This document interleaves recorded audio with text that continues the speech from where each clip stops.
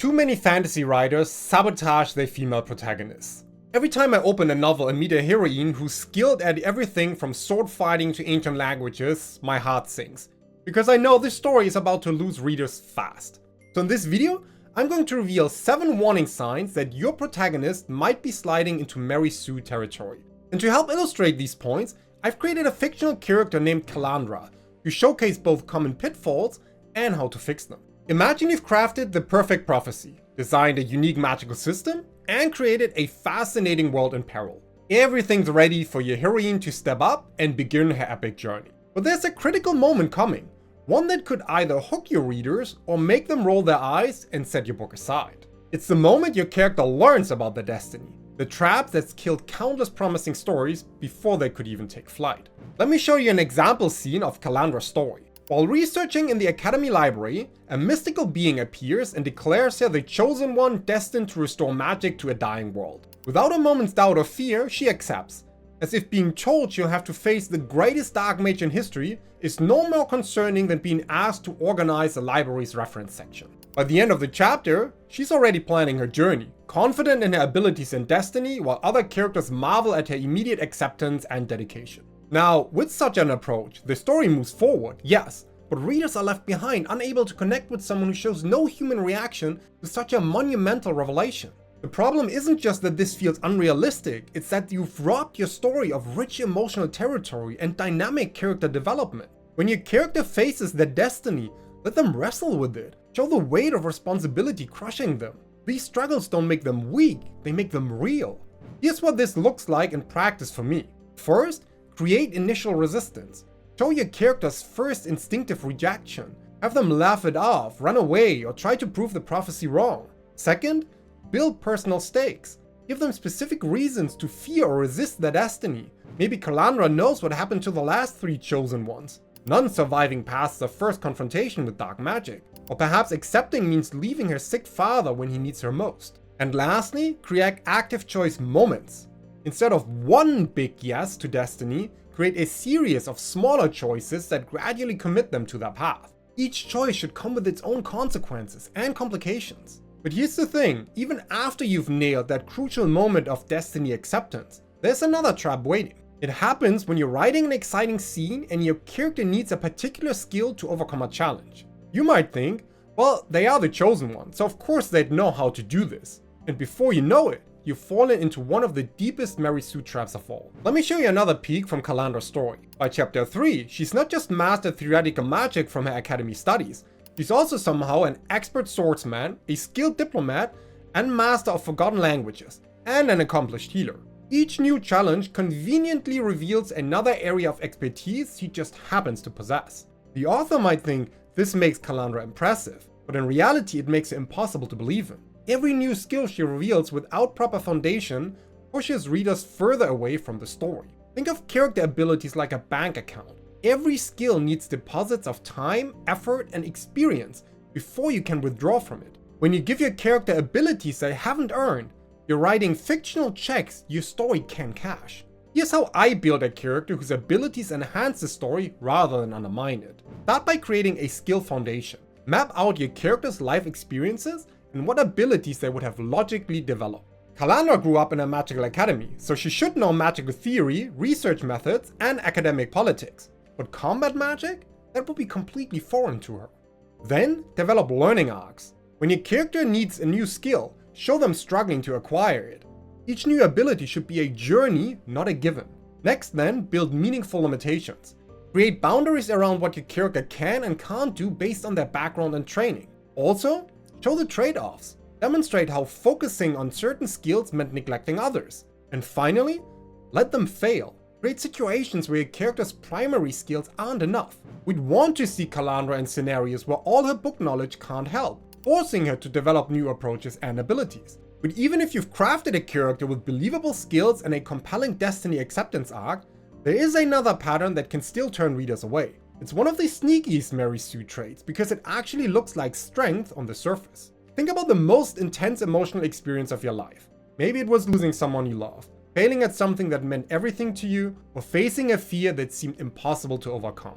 Now imagine someone going through that same experience and just shrugging it off. Now here's what many writers don't realize.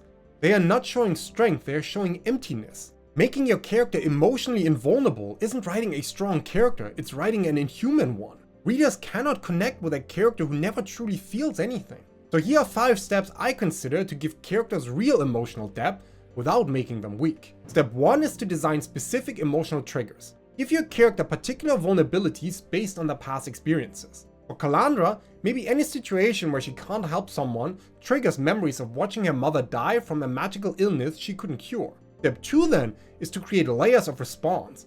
Show different levels of emotional reaction based on the situation. Step 3 requires to build recovery arcs. When your character faces emotional trauma, show the process of healing. Maybe Kalandra's experience with betrayal makes her overly suspicious of new allies and she has to learn to trust again. Step 4 then is about using internal conflict. Create situations where your character's emotional responses conflict with their goals. And step 5 means to show growth through pain. Let emotional challenges change your character in meaningful ways. Each difficult experience should leave its mark, shaping how they approach future challenges. But when you've done the hard work of making your character emotionally vulnerable, there's a subtle trap waiting to undermine all your efforts. It's the gap between feeling and facing consequences. And it's where many promising stories lose their impact. Picture yourself playing chess against someone who can take back every move that doesn't work out. No matter what brilliant strategy you use, they just undo any mistake and try again. How long would you stay invested in that game? Making your character immune to consequence doesn't make them powerful, it makes them boring.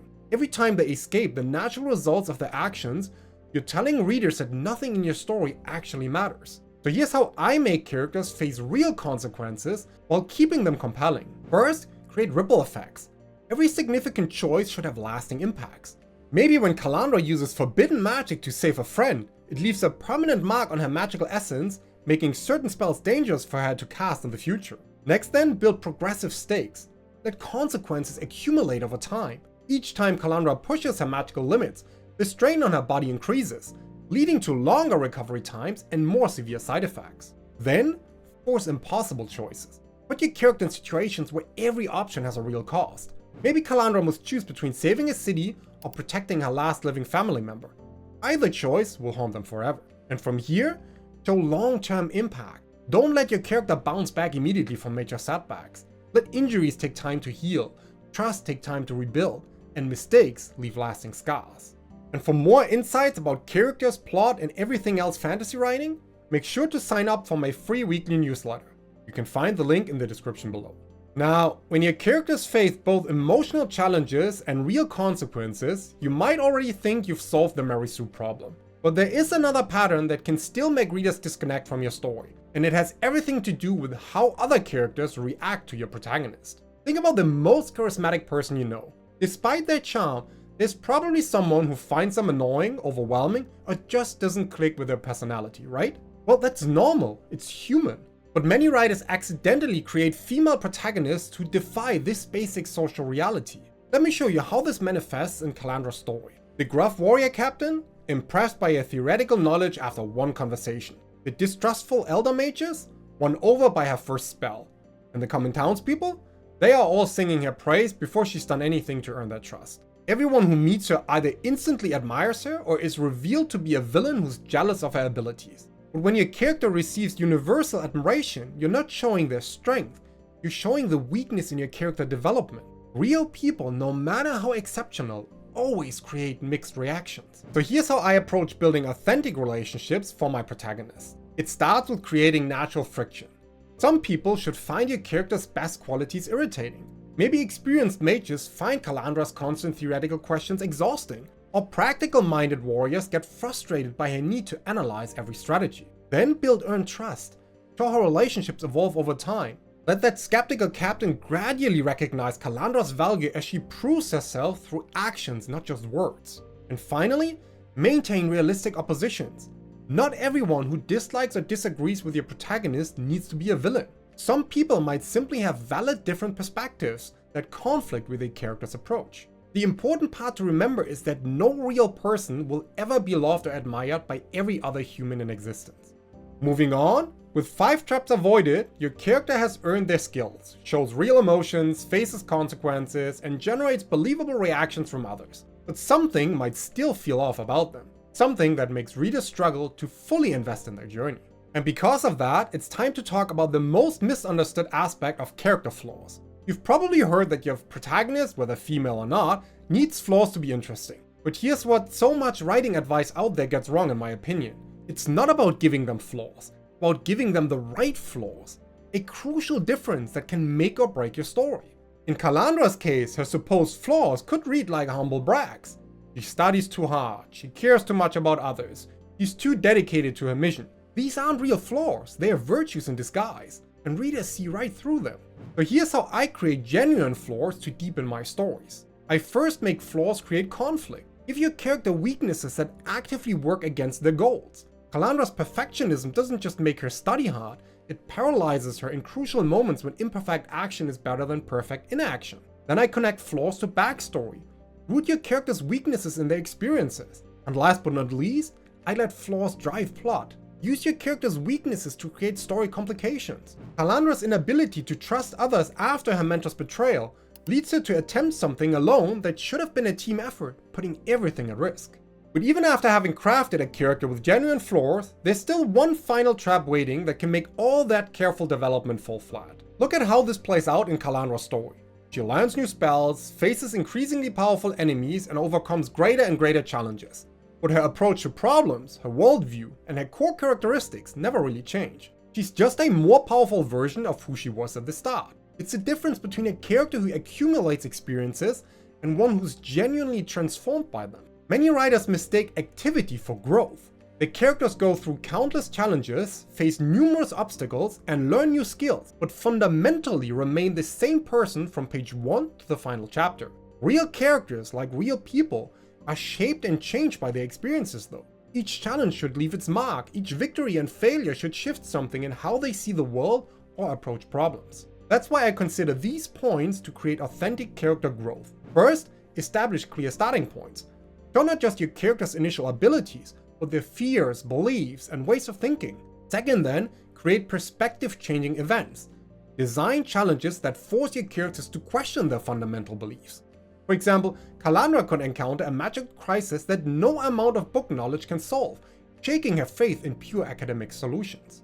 Third, show gradual evolution. Let changes happen naturally over time with occasional backsliding into old patterns. And fourth, build new approaches. Demonstrate how your character begins handling similar situations differently based on what they've learned and how they've changed. But even by avoiding these 7 pitfalls, a lack of character foundation can still kill any interest readers might have in your story. So watch this video here next where I show you step by step how I approach writing female characters in fantasy.